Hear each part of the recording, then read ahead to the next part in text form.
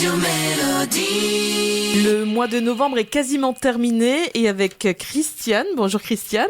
Bonjour Vanessa, bonjour tout le monde. En attendant Noël, on va se mettre en mode un peu cocooning. On va prendre soin de soi aujourd'hui. Ça fera du bien. Alors, lorsque les soirées s'allongent et que l'obscurité augmente, nous souhaitons un intérieur cocooning, un style de vie à la scandinave nommé huggi, signifiant une sensation de bien-être, se faire du bien, se relaxer. Les Danois ont réussi à instaurer cet art de vivre dans leur quotidien.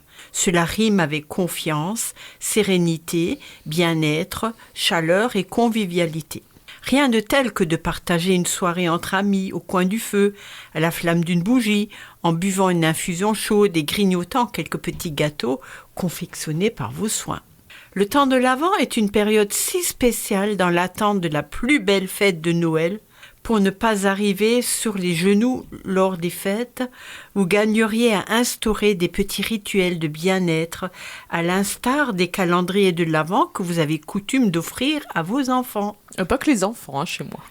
C'est vrai. Donc l'objectif chaque jour, c'est de faire quelque chose pour son bien-être. Tout à fait, comme si on ouvrait un petit volet du calendrier de l'Avent.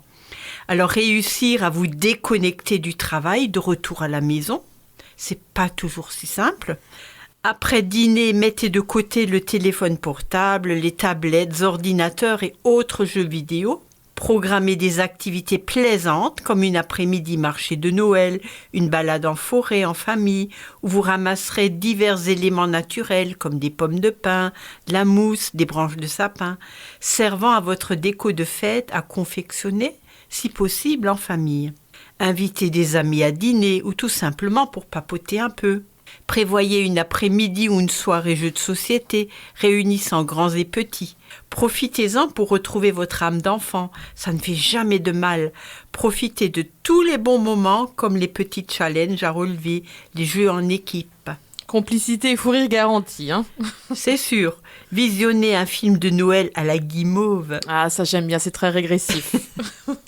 Prenez un bain parfumé aux huiles essentielles, comme du pin, du romarin, de l'orange douce, de la lavande, une vingtaine de gouttes mélangées à une cuillerée à soupe de savon liquide. Sinon, les huiles essentielles vont surnager sur l'eau et risquent de vous brûler la peau. Offrez-vous une séance de sauna ou un massage décontractant.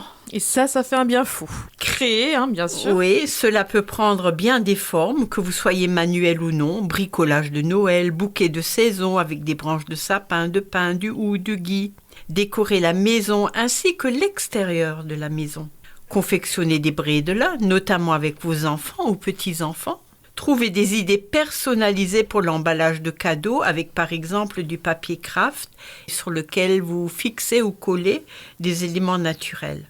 Rendez visite à une personne isolée de votre quartier. Marchez tous les jours au moins 30 minutes, quel que soit le temps. Il faut se défouler aussi. Oui, que ce soit en faisant du sport, en dansant sur de la musique, en faisant une bataille de boules de neige si la neige est là avec vos enfants.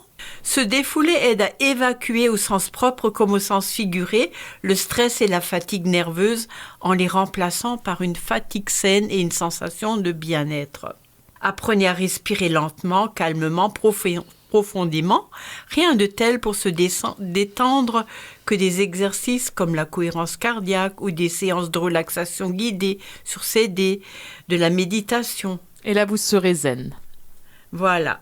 Ayez une alimentation saine, diversifiée, la plus naturelle possible, en faisant la part belle aux fruits et légumes de saison, aux agrumes, afin de vous vitaminer et booster votre système immunitaire. Prenez soin de vous en étant content de vous et de ce que vous faites, en arrêtant de vous juger tout le temps. Bref, en étant sympa avec vous-même. Ne culpabilisez pas de vous octroyer de petits moments bien à vous et n'oubliez jamais qu'en étant bien avec vous-même, vous serez forcément plus disponible pour les autres. C'est un vrai cercle vertueux. Merci beaucoup Christiane pour tous tes conseils. On les retrouve sur le site radiomélodie.com et moi Christiane, je te dis à bientôt. À bientôt et portez-vous bien.